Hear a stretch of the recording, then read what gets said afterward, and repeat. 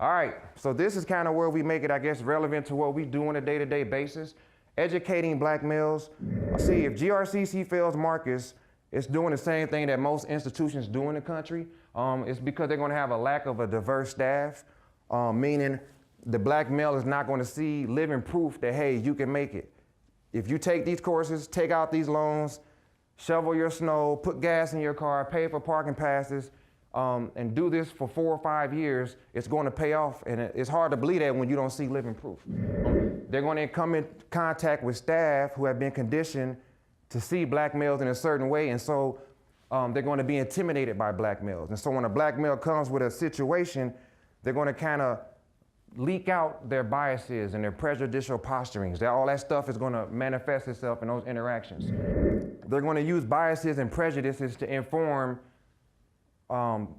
themselves about this person's character and this person's ability. They're going to be blind to white privilege. That goes back to the pull yourself up by your mental bootstraps. It's tough, it sucks to be you, but you still can do it. Not taking into consideration that as a white person, what I have attained is not all about my effort and my ability and my intelligence. So I was assisted by privilege to some degree. They're going to have low expectations for the black males. They're going to expect them to fail. They're not going to have a strength-based approach. So when they're talking to that black male and interacting with that black male, they're going to communicate that inferiority thing, communicate that I don't think you're really going to make it. You may tell yourself one thing, but you're going to communicate something different. And so most institutions, especially those in Michigan, because of Proposal 2, they use a cookie cutter approach, meaning we're going to give you this universal method of educating people. It was developed with white people in mind, and you guys are going to have to adapt to it. But the reality of it is people from different backgrounds need different type of learning environments, different types of information. If you're trying to motivate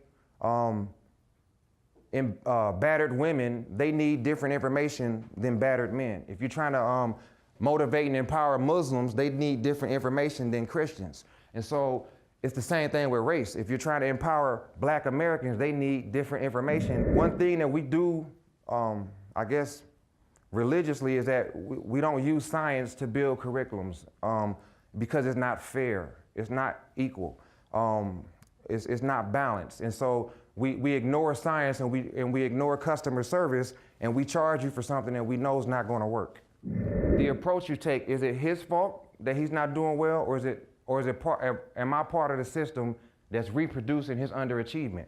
And so if you take a logical, balanced approach to me, you have to say it's a little bit of both. There's something about the way this student thinks that's limiting his performance, but there's also something about this institution that's limiting this person's performance. And so now, with that understanding, I'm somewhat morally responsible to figure out what can I do, even though I'm a part of this institution, to make things better for this student. That relates to all of that mistrust. That relates to all that, the stigma that when you're a white male, you're a white female, you represent how the rest of the world thinks about me. Why do I want to learn from you? Why should I trust you? Why should I believe you have my best interest in mind? And so you have to find a way to build rapport with that person, a relationship.